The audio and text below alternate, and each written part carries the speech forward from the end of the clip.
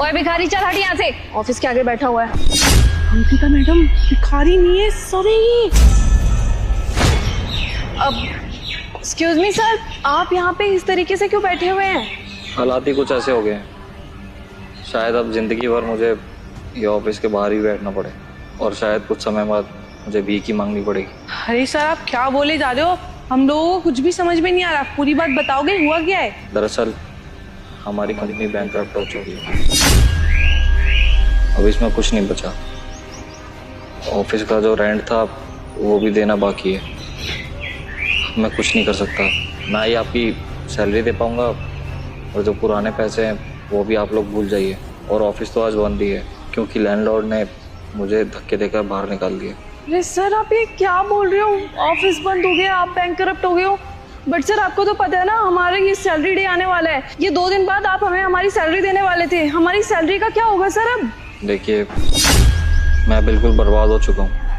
मेरे पास रेंट भरने के पैसे नहीं है, मैं आप लोगों की सैलरी कहाँ से दूंगा? देखिए, आप जो भी कर सकते हैं वो कर लीजिए, चाहे पुलिस कंप्लेंट कीजिए या फिर मेरे ऊपर केस कर दीजिए, लेकिन पैसे, मैं आप लोगों के पैसे नहीं दे पाऊंगा।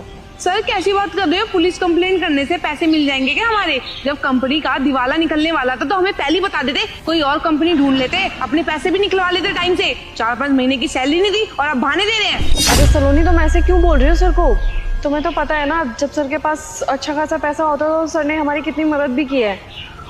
सर, पर मेरे अकॉर्डिंग सलोनी गलत भी नहीं कह रही है, क्योंकि आपको तो पता है ना हम यहाँ पे काम किस लिए करते हैं, सिर्फ और सिर्फ सैलरी के लिए। और आपको तो पता है पिछले 2 महीने से हमें सैलरी भी नहीं मिली है। हमें लग रहा था कि इस महीने हमें सैलरी मिल जाएगी, और वो भी जो सैलरी बची हुई थी वो इस महीने हमें सारी मिल जाएगी। बट सर, आप कह रहे हो कि आप बैंकरप्ट हो चुके हो, इंस्टॉलमेंट हो चुके हो, तो सर अब हमें हमारी सैलरी कैसे मिलेगी? सर, नौकरी पेशा है हम, हमें घर पर भी पैसे देने पड़ते हैं।